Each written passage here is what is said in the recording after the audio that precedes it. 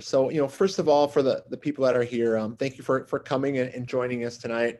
Kind of a very special night. Our SEL committee's April theme of mental health awareness. We've been offering multiple activities for our students, our teachers, and most importantly here, our parents as well. And we wanted to offer tonight as a time to bring in a Omni Youth Services. And it helps that we kind of learn a little bit in regards to teen mental health, along with a variety of other factors that are involved with mental health in all facets of that subject. So, without further ado, just so you guys are aware, we are going to be recording this tonight. I'm going to share out this video in each one of the principal's newsletters. So, the middle school, the intermediate school, and then Diamond Lake School, we'll share out the video of this. And then at the conclusion tonight, we are, just to obtain some data as well, just how it went and things that we could possibly make better for next time. I know Ms. Harmon was going to send out a short little survey form. But introduction wise, my name is Brandon Peterson. I'm the assistant principal at West Oak Middle School. Lindsay, would you like to introduce yourself? Hi, I'm Lindsay Harmon. I'm the school social worker at West Oak Middle School. All right. And Lindsay set up most of this workshop here tonight. So I just want to thank you for your efforts in that. So without further ado, Mia, Colin, would you guys like to introduce yourself and your agency, and let's get started. Okay, well, my name is Mia Williams. I am a prevention specialist with Omni. And then I'm Colin Boland. I am a youth and family counselor at Omni. Okay, so I am going to share my screen with you all so we can get started. Okay, so again, good evening and thank you all for joining us with this presentation. I'm very excited to be here to share this information with you. And today we are going to discuss how to help your students succeed despite the stress that they may be going through. And the goal of this presentation is to help you understand how your teen may be feeling and how you as a parent can help your child. So we're going to begin our presentation talking about teen brain development. And one thing for us to know is that it's actually important to know that the last part of our brain to mature is actually the prefrontal lobe, which is right up front in that forehead area. And this is something that happens during the teenage and early adult years of life. Now, the prefrontal cortex is the thinking part of our brain, and it controls functions like conflict resolution, problem solving, delayed gratification, as well as impulse control. And because this is the last part of our brain to mature, teenagers often think with their feelings. So to better understand how this feels, I want everyone to imagine this. You've lost your keys and you're late for work. You've looked for your keys in the same place maybe 5, 10, even 20 times, and now you're in a panic. You're thinking with your emotions. How would you feel if someone in that moment told you to calm down and think about when you last had your keys? Well, you're probably going to feel angry. You may be irritated, but you also realize that this doesn't help you in the moment.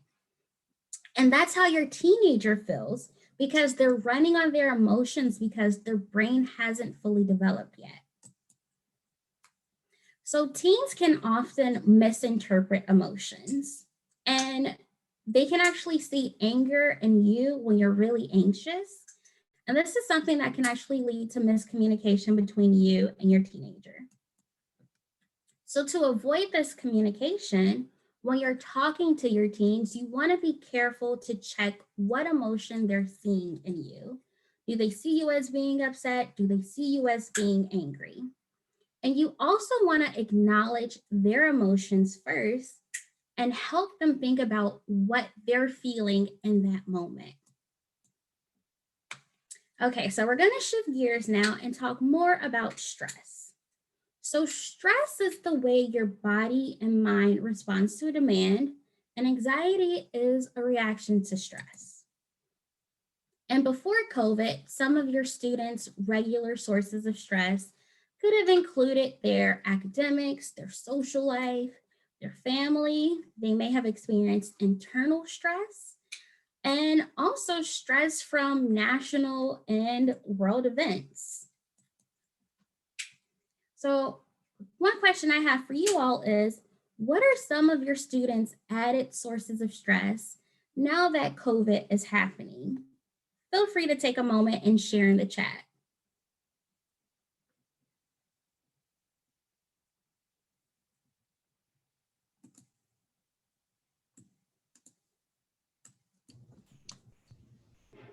Mr. Hanson, are they able to post in the chat?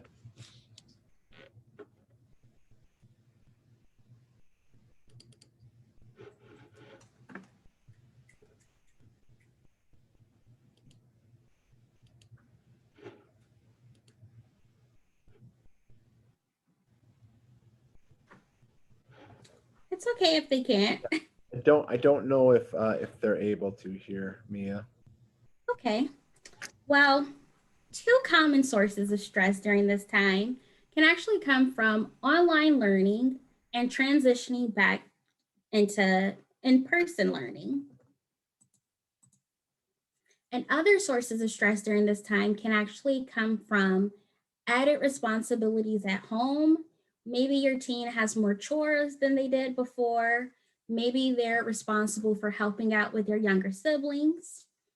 Another possible stressor is a limited social contact that we're all facing right now. And also fears about the future, fears about what is the world going to look like post-COVID. So we know that our students may be facing stress, but here are some signs that you want to look for to see if your student may have too much stress going on. So if you notice your teen's mood is changing, they're being more irritable or grumpy, maybe you see an increase in isolation, or your teen just wants to be alone all the time, if they're not enjoying the things that they used to enjoy, and if they're having trouble sleeping, also if they're eating more or less than they normally do, if they're arguing with people more often than usual, if they're having difficulty concentrating or staying focused, and also if they're self-medicating through substance use, so using vapes or other substances. Okay, so we've talked about what stress is, we've talked about what our students' sources of stress are, and we also talked about what it may look like for your child, and now we're going to talk about the impact of stress. So as long as COVID continues, your student will continue to experience increased levels of stress. And students are also at a higher risk for symptoms of depression due to the losses that they've experienced during this time. And they're also at a higher risk for symptoms of anxiety due to all the changes that have occurred during this time. Now, some of you may have noticed different reactions in the way that your teen responds to stress. Some kids may be a little bit more disrespectful. They may talk back a little bit more. They may isolate themselves more. Any of those signs we talked about earlier, you may have noticed within your student within the past year. So when we talk about all of the losses they face, it's important to know that this is grieving, and grieving is the process in which we experience a wide range of emotions while acknowledging a change or loss in our lives. And life has changed for all of us over the past year. Our students have experienced loss in a variety of ways. They've lost spending time with their friends. They've lost important milestones in their life. They maybe have gone through a birthday during the pandemic. They've lost out on different types of celebrations and participating in holiday traditions your family may have. And it's possible they've suffered the loss of a loved one. And there's also the financial impact that the pandemic has had on families. And they've also lost out on the freedom and independence that's actually normal for this age group. So with all of these losses, your students may display a wide range of emotions after everything they've experienced this year.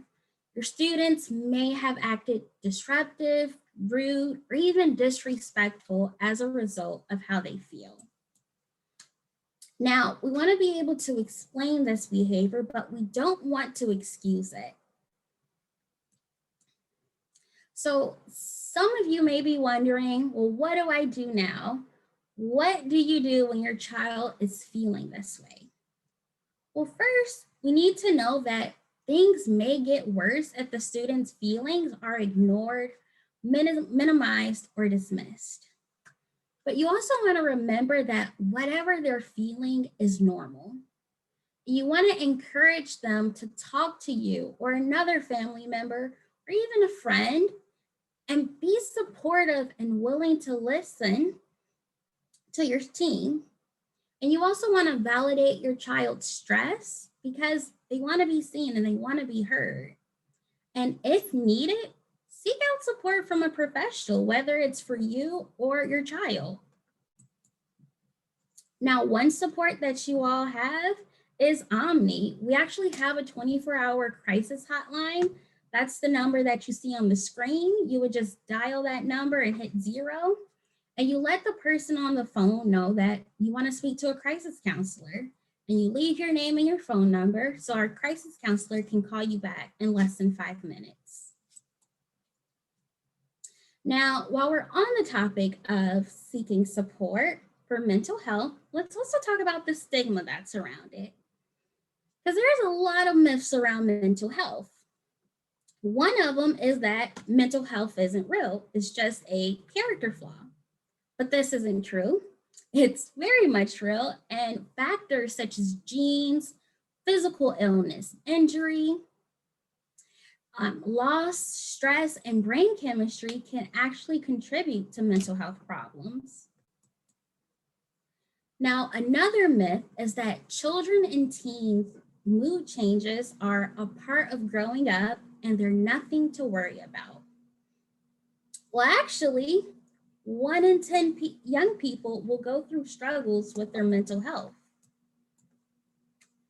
And another myth is that it's easy for people to talk about their feelings, but in reality, many people worry about how their friends or family members will respond if they talk about their mental health difficulties.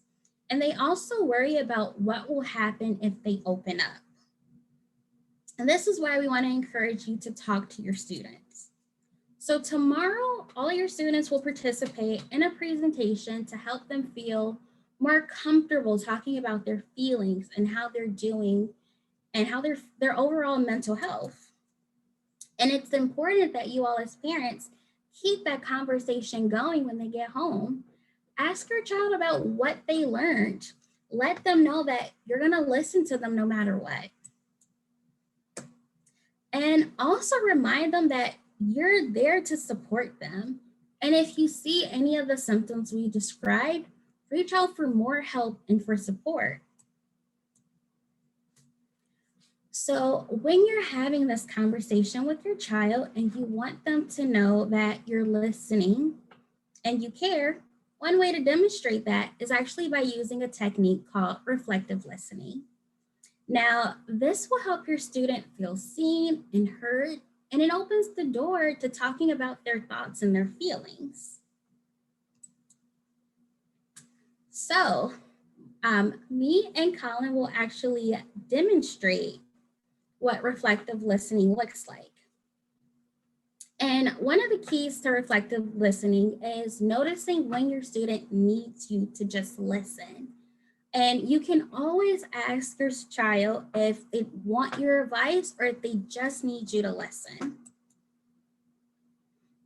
So when you use reflective listening, you want to repeat back what they're saying to show that you're listening and that you understand their point of view. So on your screen, you see common opening statements, feelings, and descriptive words. So saying, it sounds like you feel mad about, or I hear you saying that you feel sad when. So you're repeating back to them, you're telling them the emotion that they're feeling or that they've stated. And you're telling them again, you heard what they're actually upset about. So again, what we're going to do right now is demonstrate how to use reflective listening. Okay, so here's example number 1. Today I had a tough day. First, I spilled my coffee all over me while driving to work. Then at work, my coworker yelled at me. When I got home, I was looking forward to having the last piece of leftover pizza, but someone else ate it. I'm exhausted. It sounds like you're exhausted. You've had a lot of difficult things happen to you today.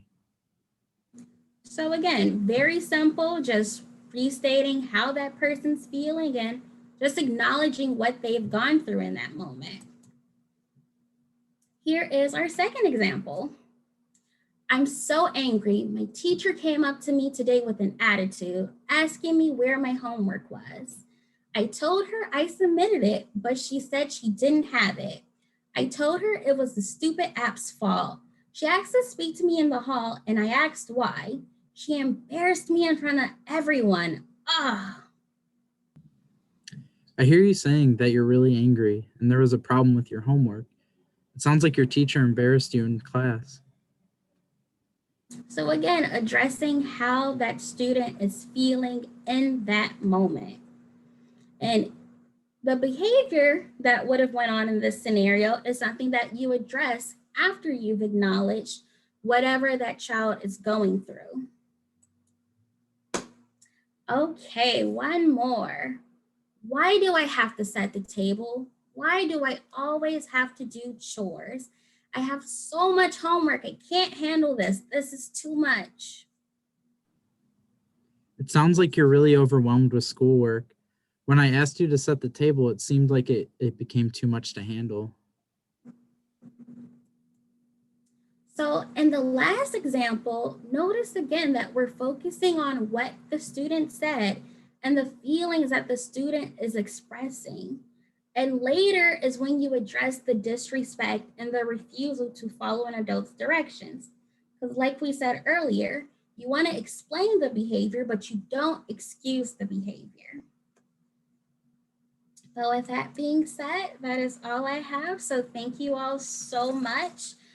Before we go, do you all have any questions?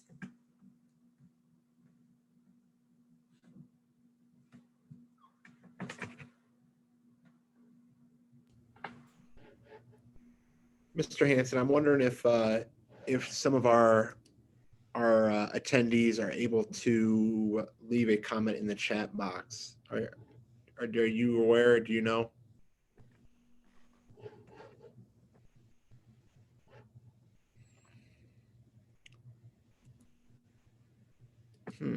Okay.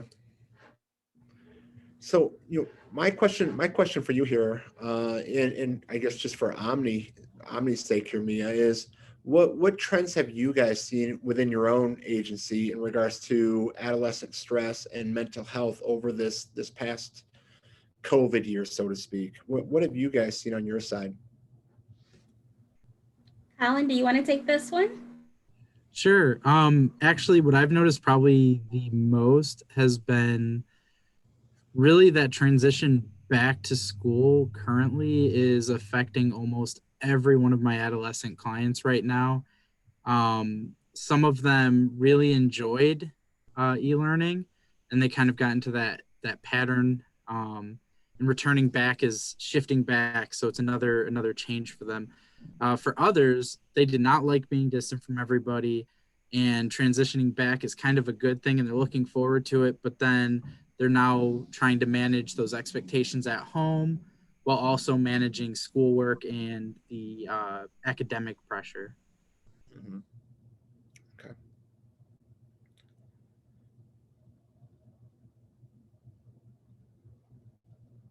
I had a few questions, so I'll wait here and see if anybody else wants to chime in. So, Lindsay or any of our attendees, if you guys want to jump in, great.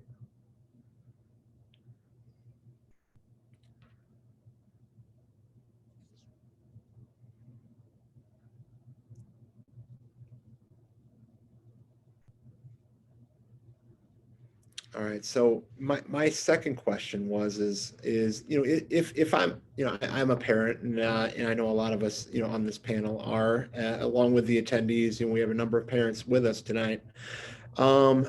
If a parent is concerned about their child and their mental health, what should they do? What can they do to be proactive? But then what should they do if they feel like it's gotten to a point where I might need some extra help? Absolutely. So, I think reaching out to Omni at this time, you can utilize, instead of using our crisis line, you could also use our intake line. It's that 847-353-1500, but instead of extension 0, it'll be 1664. And that's our intake line. And then I think also the use of those reflective listening skills, it goes a long way. It's a simple technique, but it's what we use in counseling. It's like a bread and butter for us. It definitely helps people feel heard, and then it also helps us track the conversation. Mm-hmm. Okay. And we had a question come up about, you brought up teens, and really even at the middle school, our middle school kids are just barely teens at that. But you brought up teens. What about littler kids? How can parents approach them as opposed to older kids? I think really establishing that communication early, letting the child know that they're being heard early will help out when they do develop into their teenage years, to build that trust. And then I'm not sure if this is also relating to like the struggles at home too and the transition back, but I have seen with some younger clients that it is still difficult because transitions for anybody is always difficult, especially when it's an unexpected transition. And I think really being there and being supportive of the child is definitely important. Mm-hmm. And Mia, I liked how you mentioned we're not excusing the behavior. We are you said it better than me. You're addressing their feelings and making sure that they're heard, but we're not excusing what they're doing though either. So I thought that was, I think that's very important. Shouldn't get lost upon either. Is we're not, you don't get away with stuff. We'll get to that part, but I just want to make sure that we're hearing you out, and you guys and we all have a voice, and you do too. And let us know what you're thinking, and being able to communicate that out. All right. Other questions out there? One of the questions one of our attendees just said was, what do you do after reflective listening? Do you follow your student's lead if he or she wants a resolution or help with issues rather than just listening? So what would be a second step or the second step after reflective listening? I think when you're reflective listening with somebody, usually when you do repeat back, it shows that you're listening and that you're really following that conversation. So often they'll provide more information on what's going on. And once you kind of get into a pattern of reflective listening a little bit with them, and then you kind of think you've got like a bigger picture of what's going on, you can kind of summarize what's going on, and then really ask, like, what can I do for you at this time? Like, what is it, like, what can I help you with this? Like, do you need extra help with homework? Do you need help with like setting up a schedule to work on things? And then I think really that summarization, it's really helpful too, because it shows that you're not only listening to each part as they're being stated, but you're really getting the whole picture of what the student is experiencing in their life. Okay. and you can almost kind of get into that problem solving, that stage there is, yeah, I've heard you, yeah, I've listened to you. We got to address the behavior that we're seeing. How can we work together? And and if it's a collective, if there's collective input, there's more buy-in from that child as well. Another question here, I think this is a great question, is what can I do to support my child if they simply won't talk to me about what's bothering them? I think sometimes it's overlooked, like offering the support even when it's not being taken, the opportunity is not being taken. Um, that sometimes is very helpful for a student. And I think it's difficult that some situations students might not feel comfortable talking with their parents about, um, but maybe explaining, like, is there a friend that maybe you can talk to, or is there a teacher that you trust? It I think the hard thing is sometimes we aren't always the right tool for the job, and being able to recognize that this might be a conversation that the student's not ready to have with the parent. Um, but that does show that you trust them and that they can trust you if you're allowing them to uh, have that conversation with somebody else that they do feel comfortable having it with. And to kind of echo what Colin said here, I've been in education for 14 years now, and Lindsay's been in education as well for, I believe, six or seven now. Unfortunately, it is normal that parents aren't the child's go-to at that point in their lives, and they'll come around, and when they get older, they're going to mature, and they're going to open up more as they go through that process. But really, right now, their friends, I know it kills us as parents, but their friends take priority, and they're more likely to talk to their friends about these things, or even teachers, social workers. I come from a dean of students background, so we would get a lot of this information that parents weren't being communicated with, and I know as a parent myself here, it's frustrating. It's I'm asking myself, am I doing something wrong? And my response is no, you're not. And to not take too many things, to not take it too hardly, because there is a level of normalcy there that kids are just maturing. They're trying to find themselves. And they do try to fit in, and like I said, that the friends take the front seat here at this point in their lives, and they'll come back, and and it's just a process. But I think just being able to keep trying, and keep working at communicating with them, and keep guiding them to the best of your ability. So that was a good question. Other questions?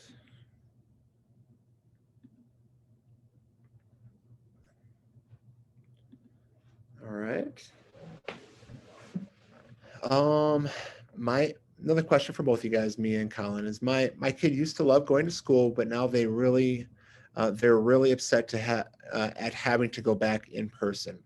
The change is pretty scary to them, even though they remember what school used to be like. We try to talk about it, but not sure if the fear is going away. Is the next step counseling? If there's something I should still be doing? So, what kind of guidance would you offer that parent? Yeah, I think you're taking a lot of the right steps with talking about this and having that communication line open. It might look like maybe seeing a counselor, and it's sounding like there might be some anxiety about returning back to school because, again, it's another uncertain situation that we're entering back into.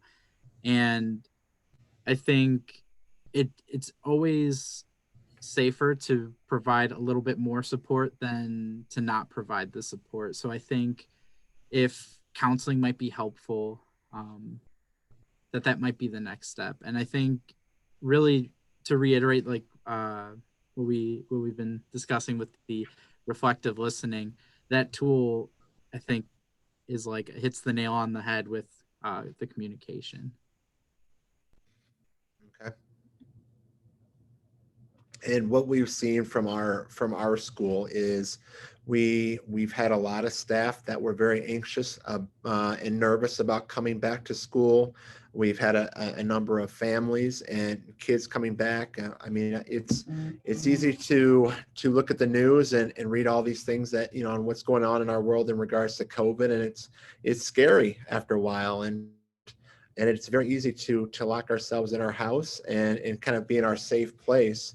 Um, so, you know, what we've seen though is as we've slowly brought back teachers and then brought back our kids to some capacity, and now more of a capacity, you know, more kids are being brought in over the past couple of weeks, is once these people get back into this life of normalcy, those anxiety levels, that nervousness does start to decrease with most people.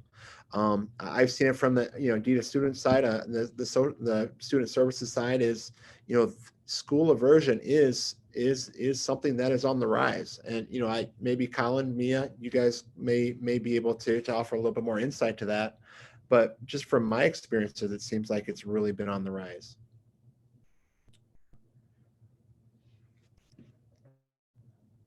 All right.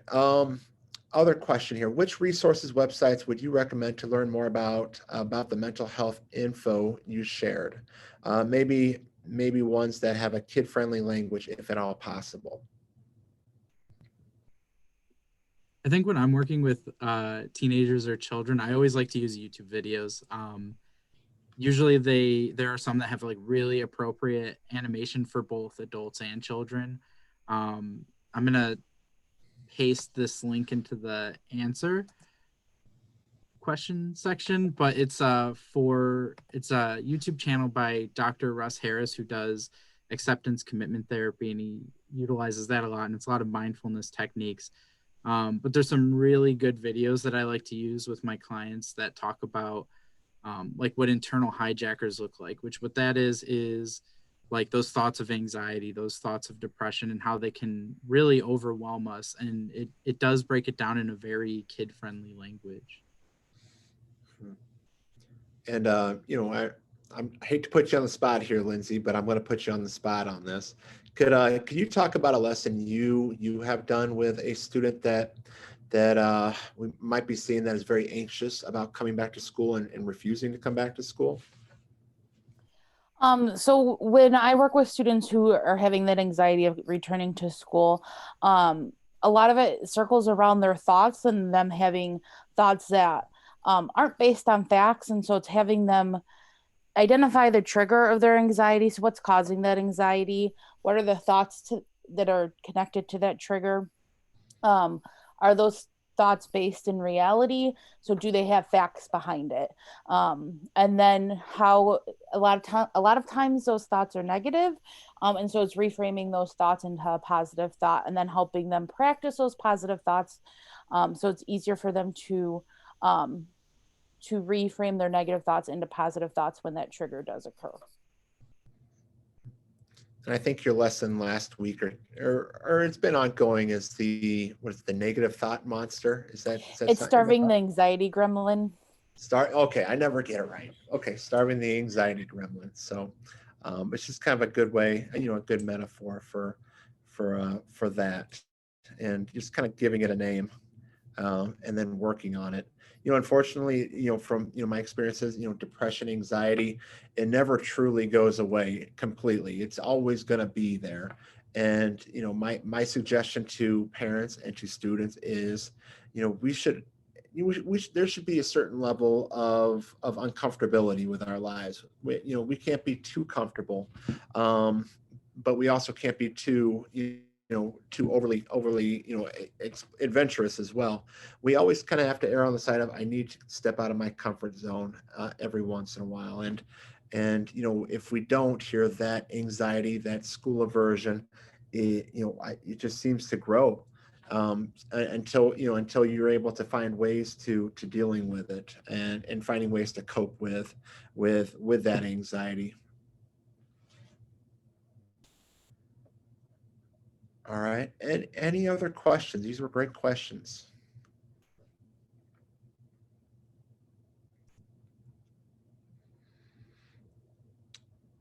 All right, Lindsay, if you could post that that form in the chat if you're able to. I don't know if you're able to or not. I am not, but I made a Google slide that has the link on it. So if the participants can just type in the link into their phone or into the computer that they're using, it should get them to the survey. Okay. All right, that sounds good. In regards to Mia and Colin, thank you so much for joining us tonight. We really appreciate it, and thank you for all the attendees. I'm hoping that we took a few things from this as well. Mia, Colin, is there can we give I'm asking what if you guys could make one plug about your agency there. What kind of resources do you offer kids and families? So I think we offer like a wide variety. I can only speak for like the type of clients that I have. I've worked with a lot of clients with anger, adolescents with anger. We're starting to have adult services as well. So I have clients like looking for couples therapy, family therapy, anxiety, depression. So really it's like a wide range that we can work with. So, and from my coworkers also, they're all very genuine people, and they're really looking for in the child or the client's best interest when we work with them. Mm-hmm. Okay. All right. And one last comment here from Ms. Sullivan. Would you consider sending home tips and guidance for parents at home on a regular basis? Is that in regards to the school there, Ms. Sullivan, or are you referring to Omni?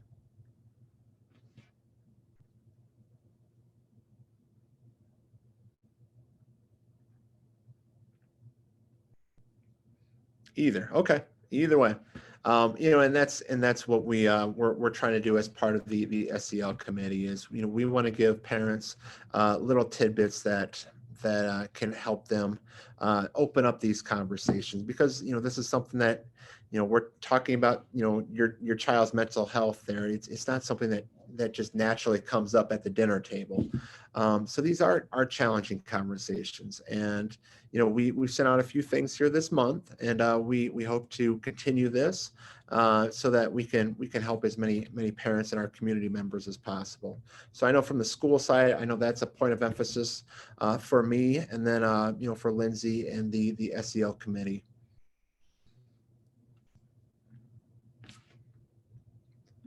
All right. Okay. All right. Well, besides that, though, I think we're coming to a close here for this session. We do have a 7 o'clock session that is going to be in Spanish. But just want to say thank you again here, Mia, Colin. You guys were great, and I'm hoping that this has been a beneficial time for everybody here. I know I've learned a couple things as well. So just want to say thank you guys for presenting, and thank you guys and thank you all the attendees for coming in and joining us tonight.